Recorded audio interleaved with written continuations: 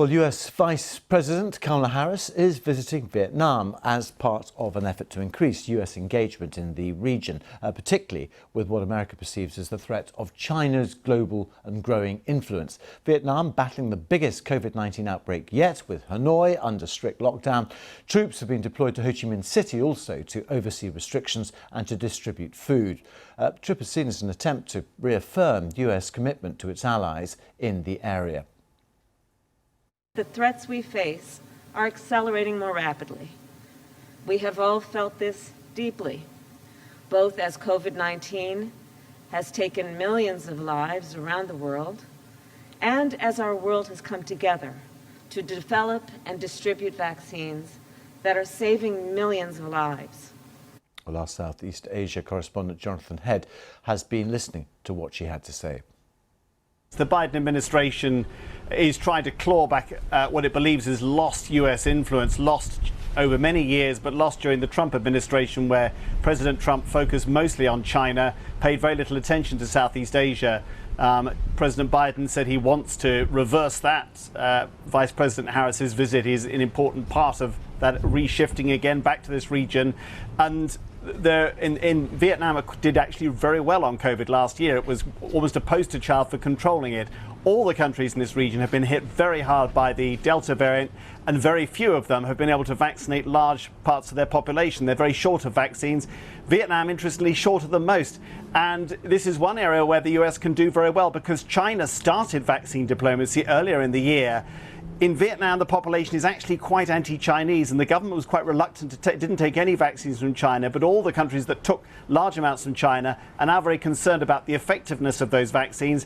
So this push by the US to offer vaccines is an open goal for them. And indeed, Vice President Harris has offered partnerships in medical technology, pandemic preparedness. She opened the first branch of the CDC, the Center for Disease Control, the US one, in Hanoi today in Vietnam. So she's capitalizing on that as much as possible, because after all, in the wake of what's going on in Afghanistan, it's quite hard for the US now to be presenting itself as you know, a really powerful ally to countries in this region. I think there'll be much more wait and see on that line.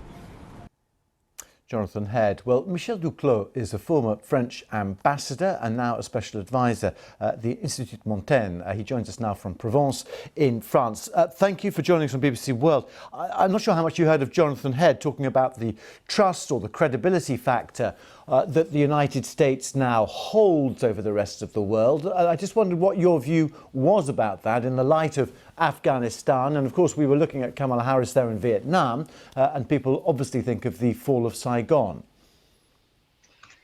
Well, there are various opinions about that in France, of course. Some of us believe that it's not that important, that if you compare with Vietnam 75, for instance, the fall of Saigon didn't prevent the US to win the Cold War 15 years later. So maybe we are in that kind of a situation. For me, I don't buy that completely. I think that the credibility of the US has been damaged, and especially as your reporter was showing, in the Indo-Pacific region. Very simply, it's more credible now that the Chinese are tempted to attack Taiwan than a few weeks before.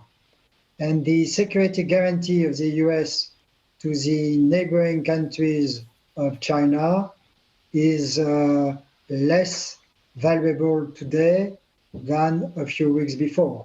OK, and if I may just turn to Afghanistan and the forever wars, as Joe Biden described them, something that the former British Prime Minister said was an imbecilic phrase to use. Do you think that President Biden is just as much America first as Donald Trump was?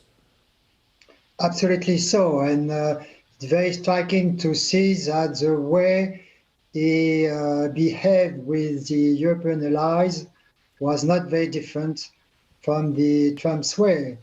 He didn't listen very much, he didn't consult very much, And as it was showed yesterday, it didn't take into account his European allies' concerns.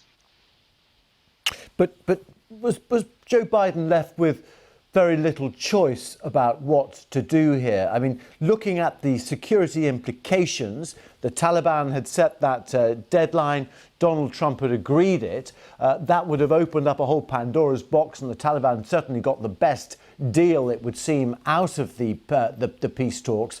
But the risk of dragging American troops and NATO troops into more conflict after 20 years was surely politically just hugely unpalatable. Everybody understands that, but it was a matter of a few days more, maybe 1 week or two. It's something, a risk that should have been taken. Okay, and just looking at the last readout in Afghanistan for the Afghan National Army commandos, the son of the former warlord in Panjshir, what do you think the world will and indeed should do if, as it is now, it is encircled and those forces are massacred?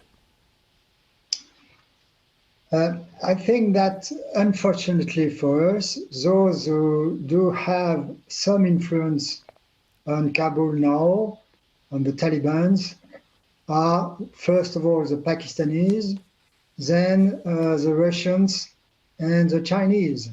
So it's not completely impossible. We have to try to do that, of course, to have in place a kind of a task force with some of the permanent members of the, well, all of the permanent members of the Security Council, plus Pakistan, and try to have a moderating influence, to have some kind of political mediation between the Panjshir leadership and the Taliban.